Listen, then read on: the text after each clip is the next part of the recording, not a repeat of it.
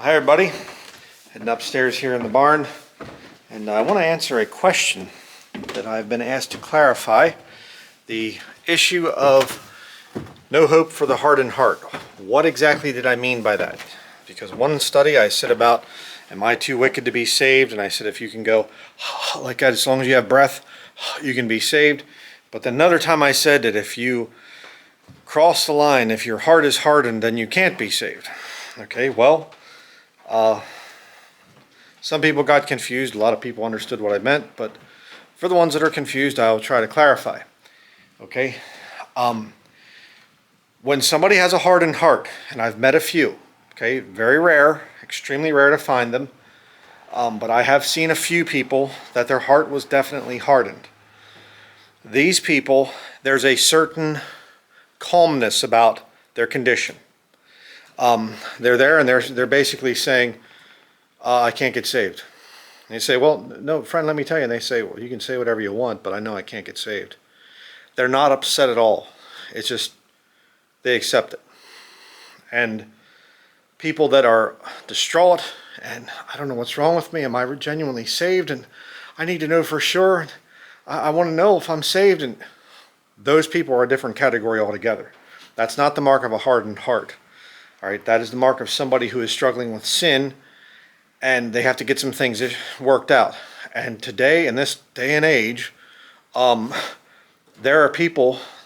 There are people that are really having problems with chemical stuff, with their environment that they live in, with electronic stuff, pollution, and whatever else that's messing with their head.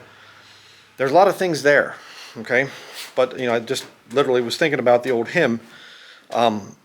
About the trembling mourners that are struggling hard with sin. So it's to struggle with sin and to struggle and say, I don't know if I'm saved and I want to be saved. That's not a hardened heart. Okay? A hardened heart, just to make it real clear, is when the person is just very calm and they say, I can't get saved. Well, let me tell you about it. I know what you're trying to do. I really appreciate it. But I can't get saved. Story of a guy I knew that was a preacher, and his dad was a lost man.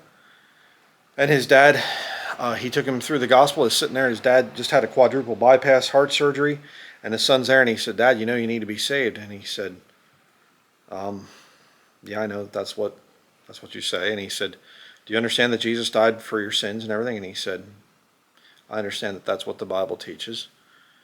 Well, can you pray then and whatever? And he said, I can't. Completely calm.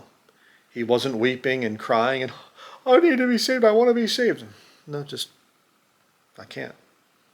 Okay?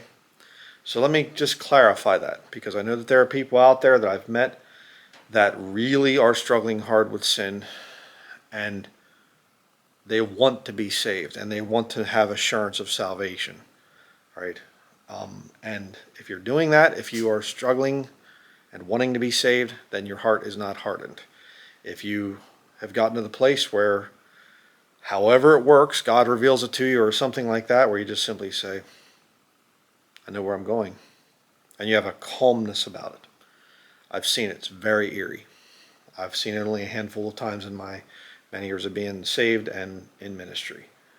So hopefully that clarifies this whole thing. If you have any other thoughts or whatever else, comment section below. Thank you for watching.